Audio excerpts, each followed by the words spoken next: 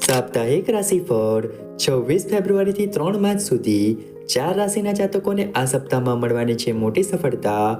જાણો તમારું રાશિફળ. જ્યોતિષમાં રાશિફળનું વિશેષ મહત્વ છે.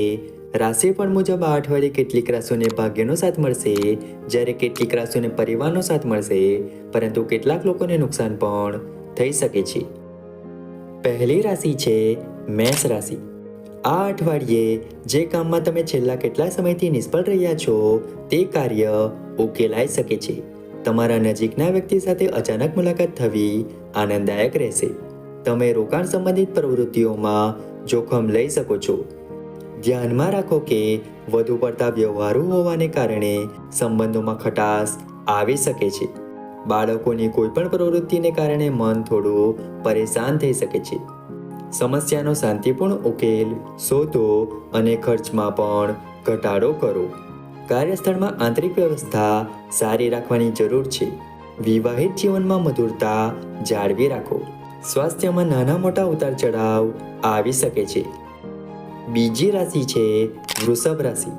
આ અઠવાડિયે ઘણું કામ હોવા છતાં તમને ઘર અને પરિવારમાં ખુશી માટે સમય મળશે. લાંબા સમય પછી ઘરમાં કોઈ સંબંધી મળવા આવી શકે છે. કોઈ પણ પારિવારિક વિવાદનો ઉકેલ આવી શકે છે. નકારાત્મક પ્રવૃત્તિવાળા લોકો સાથે જોડાવાથી તમારો સ્વભાવ બદલાઈ જશે, જે યોગ્ય નથી. આ સમયે કાકા સાથે કેટલાક સંબંધોમાં ખટાશ આવી શકે છે. કાર્યસ્થળ પર સહકાર્યકરો અને કર્મચારી સાથે ઉચિત વર્તન કરો. પારિવારિક બાબતોમાં વધુ દખલ ન કરો. પેટમાં દુખાવાને કારણે થોડી અસ્વસ્થતા અનુભવશો. આવનારી ત્રીજી રાશિ છે મિથુન રાશિ. આ અઠવાડિયે ઘરની સફાઈ અને સુધારણાના કામમાં રસ લેશો. તમારા પરિવાર સાથે બેસીને તમારા અનુભવો શેર કરવા તમારા માટે આનંદદાયક રહેશે. તમે ભવિષ્ય માટે મહત્વપૂર્ણ નીતિગત યોજનાઓ પણ બનાવશો. કાયદાકીય અને શાસનની બાબતમાં બેદરકાર ન રહો. કોઈ અનુભવી વ્યક્તિની સલાહ અવશ્ય લો, કારણ કે અનુભવના અભાવે થોડી ભૂલ થઈ શકે છે. મુશ્કેલ સમયમાં તમને નજીકના કોઈ સંબંધીની મદદની જરૂર પણ પડી શકે છે. બિઝનેસમાં એરિયા પ્લાન પર કામ શરૂ થશે. દાંપત્ય જીવન ખુશ રહેશે. કબજિયાત અને પેટના ફૂલવાથી રાહત મેળવવા માટે આહારમાં સુધારો કરવો જરૂરી છે. આવનારી ચોથી રાશિ છે કર્ક રાશિ. આ અઠવાડિયે કેટલીક નવી માહિતી મેળવવામાં સમય પસાર થશે. ઉપરાંત દરેક વસ્તુને ઊંડાણપૂર્વક સમજવાનો પ્રયાસ કરો. આ વાતાવરણને કારણે તમે તમારી દિનચર્યામાં જે ફેરફારો કર્યા છે તે ખૂબ જ ફાયદાકારક રહેશે. મિત્રના નકારાત્મક શબ્દો તમને નિરાશ કરી શકે છે. ખોટા કામો પર ધ્યાન ન આપો. ઉપરાંત વડીલોના અનુભવો અને માર્ગદર્શનને લાગુ પાડવાનો પ્રયત્ન અવશ્ય કરો. વેપાર ક્ષેત્રે થોડો સુધારો થશે. પારિવારિક વાતાવરણ સુખદ રહી શકે છે. તણાવ શારીરિક અને માનસિક થાકનું કારણ બની શકે છે. આવનારી પાંચમી રાશિ છે સિંહ રાશિ. આ અઠવાડિયે તમારી સંતુલિત દિનચર્યાને કારણે તમારી દૈનિક પ્રવૃત્તિઓ તમારા મન પ્રમાણે ચાલુ રહેશે. તમે ભૂતકાળની ભૂલોમાંથી શીખીને વર્તમાનને સુધારવાનો પ્રયાસ કરશો. ભાઈઓ સાથેની ગેરસમજ દૂર થશે અને સંબંધો સૌહાર્દપૂર્ણ રહેશે. આ સમયે બાળકની ગતિવિધિઓ અને સંગત પર નજર રાખવી જરૂરી છે.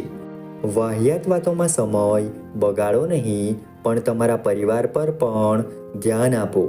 બીજા પર નિર્ભર રહેવાનું સારું નથી. આ સપ્તાહે નવા કાર્યોનું આયોજન થશે. દાંપત્ય જીવન ખુશ રહી શકે છે. તમારી સકારાત્મક વિચારસરણી તમને સ્વસ્થ રાખશે. આવનારી છઠ્ઠી રાશિ છે કન્યા રાશિ. આ અઠવાડિયે કેટલાક નવા લોકો સાથે મુલાકાત થશે. લાભદાયી વાતચીત પણ થશે. વિવાદિત મામલામાં નિર્ણય તમારા પક્ષમાં આવી શકે છે, તેથી તમારો પક્ષ મજબૂત રાખો. ક્યારે એવું લાગે છે કે તમારા સ્વભાવને કારણે કેટલાક લોકો તમારો ફાયદો ઉઠાવી રહ્યા છે. આ સમયે લાગણીઓને કાબૂમાં રાખો.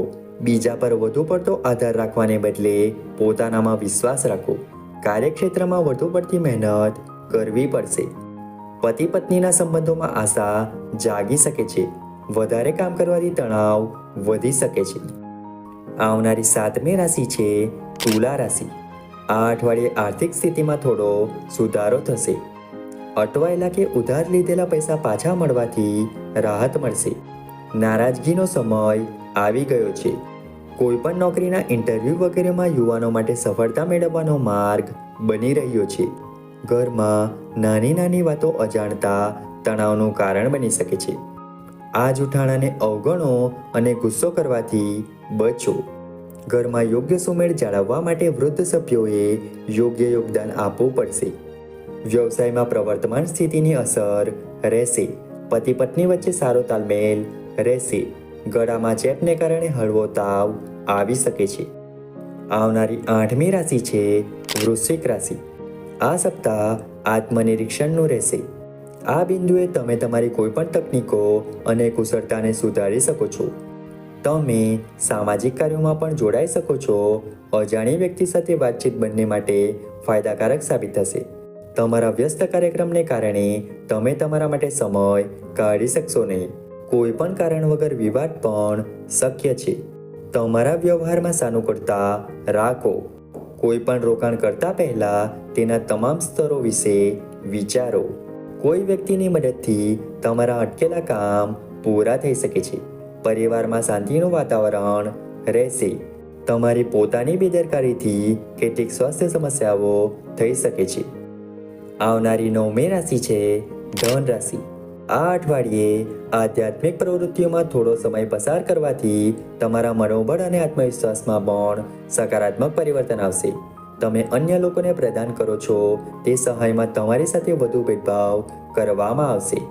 સરકારી કામ કરતા કોઈ સાથે વિવાદ થવાની સંભાવના છે. આ અઠવાડિયે વધુ બિઝનેસ પ્રમોશનની જરૂર છે. તમને થોડા સમયથી સ્વાસ્થ્ય સંબંધિત સમસ્યાઓથી રાહત મળશે. આવનારી 10મી રાશિ છે મકર રાશિ. આ અઠવાડિયે તમારી થોડી જવાબદારી વધશે. તમારું ઉષ્માભર્યું અને મદદરૂપ થવાનું વલણ બધા માટે એક ઉદાહરણ સ્થાપિત કરશે. ઘરે બેઠા પણ કોઈ પણ આયોજન શક્ય છે. અચાનક કોઈ મહત્વપૂર્ણ કામમાં અડચણ આવી શકે છે.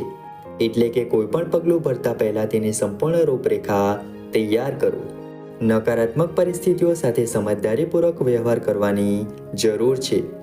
આ અઠવાડિયું ખૂબ જ વ્યસ્ત રહેશે અને તમારો મોટાભાગનો સમય મીટિંગ વગેરેમાં પસાર થઈ શકે છે.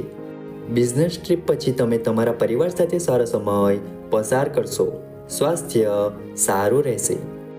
આવનારી 11મી રાશિ છે કુંભ રાશિ.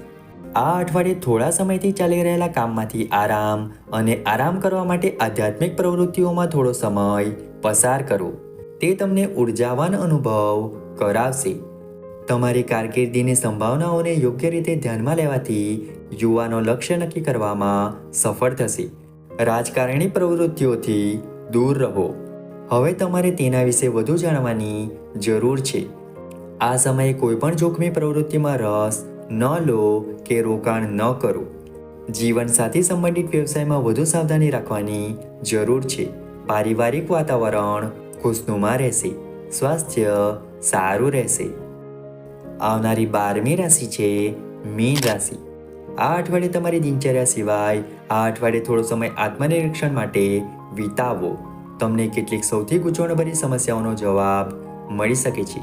દૂરના સંબંધીઓ અને મિત્રો સાથેના સંબંધો પણ સુધરશે અને એકબીજા વચ્ચે પ્રેમ વધશે.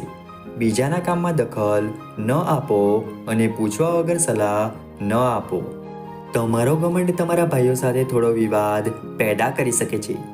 વ્યાપારના સ્થળે દરેક કાર્યને ગંભીરતાથી પૂર્ણ કરવાનો પ્રયાસ કરો. પતિ પત્ની વચ્ચે વાદ વિવાદ શક્ય છે. બહારનું ખાવાનું ટાળવું વધુ સારું છે.